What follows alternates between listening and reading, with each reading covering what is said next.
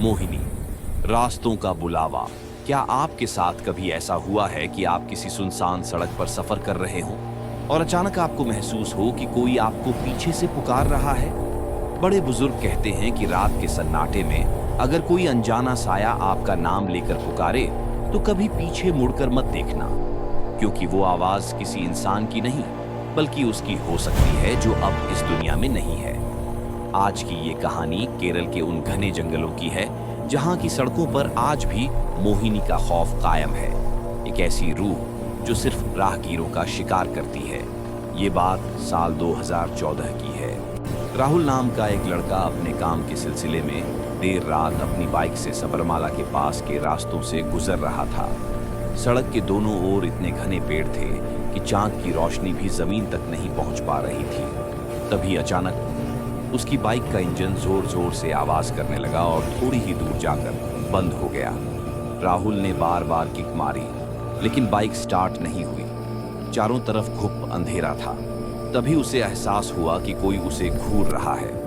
उसने अपनी टॉर्च जलाई तो देखा कि सड़क के किनारे एक पेड़ के नीचे एक औरत बैठी थी। उसने सफेद साड़ी पहनी थी और उसके बाल बिखरे हुए थे। राहुल को लगा कि शायद वो कोई मुसीबत में फंसी महिला है। उसने पास जाकर पूछा, बहन जी, क्या आप ठीक हैं? उस औरत ने कोई जवाब नहीं दिया, बस अपना सिर झुकाए बैठी रही।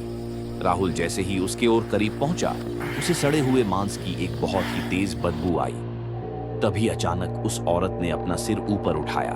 राहुल की चीख निकल गई। उस औरत की आंखें पूरी तरह सफेद थीं और उसके चेहरे पर खाल की जगह गहरे घाव थे। राहुल पीछे हटा और अपनी बाइक की तरफ भागा, लेकिन जैसे ही उसने पीछे मुड़कर देखा, वो औरत वहां नहीं थी। राहुल पसीने से तरबतर था। उसने एक आखिरी बार पूरी ताकत से किक मारी और इस बार बाइक स्टार्ट हो गई। उसने पीछे मुड़कर नहीं देखा और पूरी रफ्तार से बाइक भगाने लगा, लेकिन तभी उसे अपनी पीठ पर किसी के ठंडे हाथों का एहसास हुआ और उसके कान के पास एक ठंडी आवाज गूंजी, कहां जा रहे हो राहुल? मुझे साथ नहीं ले जाओगे? राहुल का संतुलन बिगड़ गया। उसने देखा कि वह औरत अब उसकी बाइक की पिछली सीट पर बैठी थी। उसका चेहरा राहुल के कंधे पर था।